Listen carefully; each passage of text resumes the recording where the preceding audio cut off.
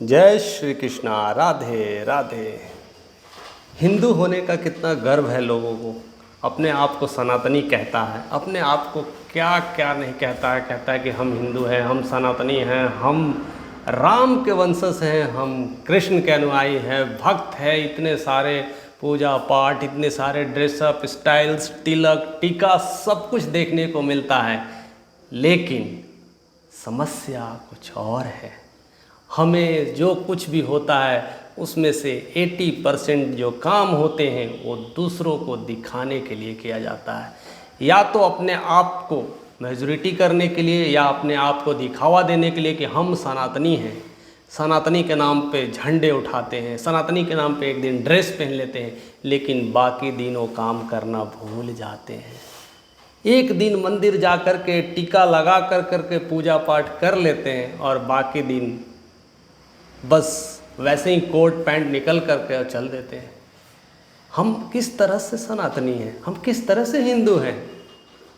अक्सर लोग इसी नाम को ले करके अपने आप को लगता है कि हम नाम कमा रहे हैं, लेकिन वो अपने आप को बदनाम कर रहे हैं।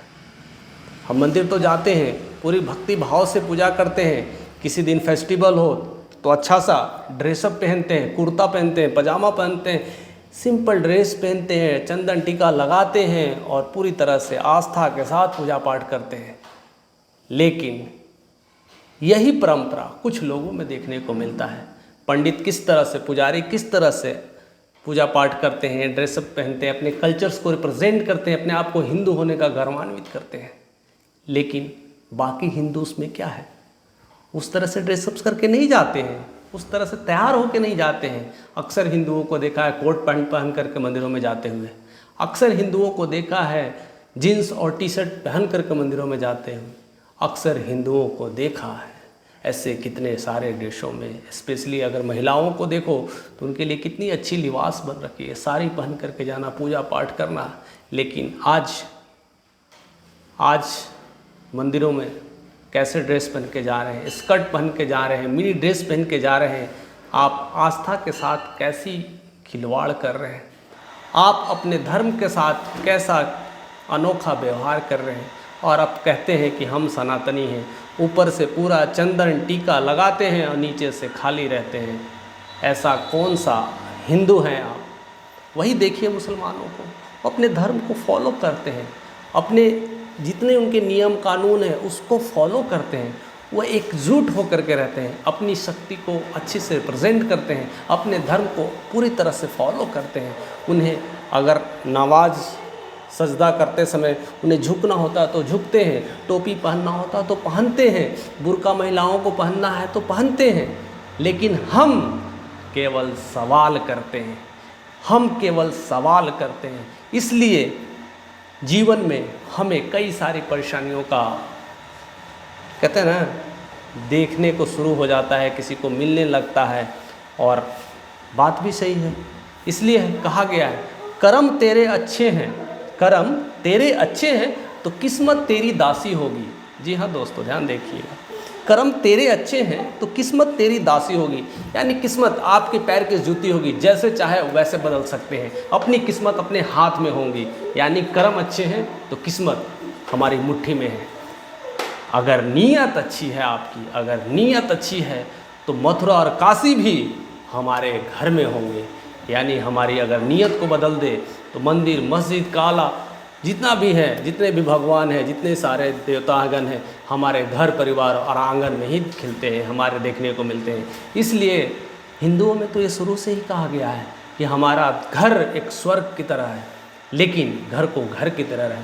हम उस तरह से ऑरा को मेंटेन करें, पूजा पाठ करें, उस तरह से अपने अंदर श्री राम को जगाएं, उस तरह से अपने अपन कृष्ण को जगाएं, उनको माने, उनके अंदर कैरेक्टर्स जो है उसके अंदर अपने आप को लाएं, सीखें। जैसे श्री राम के अंदर वो कैरेक्टर था, वो सद्गुण था, वो सारे गुण था, वैसे गुण को लाएं।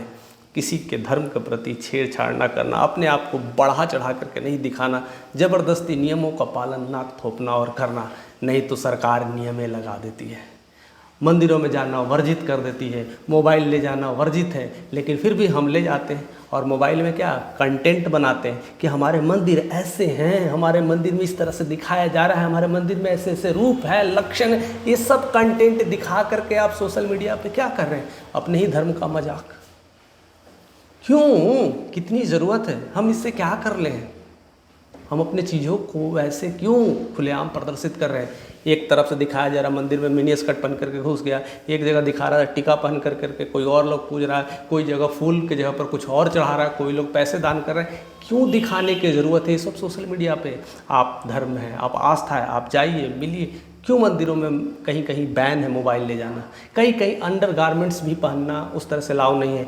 आप साउथ में, तमिलनाडु में, केरल में जाइएगा तो आपको ऐसे ड्रेस पहन के अलाउ भी नहीं है मंदिर में जाने के लिए। आपको वैसे ही आपको कुर्ता धोती या फिर ऐसे पहन के जाना पड़ेगा। ऐसे कई जगह मंदिरों में रिस्ट्रिक्शंस है। तो क्या आपको रिस्ट्रिक्शंस लगाया जाए तब वो नियम को पालन करेंगे? अगर आपको रिस्ट्रिक्शंस लगाया जाए कि मंदिर में जाना है तब आपको कुर्ता पहनना है, अगर आपको मंदिर में जाना है तो टीका लगाना है, ऐसे रिस्ट्रिक्शंस लगाया जाए, या तो मंदिर के जो भी संस्थापक है उनके द्वारा, या मंदिर के जितने महंत हैं उनके द्वारा, या तो सरकार के द्वारा, तब उसको आप फॉलो करेंगे। तो फिर आस्था कहाँ से आएगी? वो मोहब्बत कहाँ से आएगा? वो फॉलो अप कहाँ से आएगा? वो कृष्ण कहाँ से मिलेंगे? वो राम कहाँ से मिलेंगे?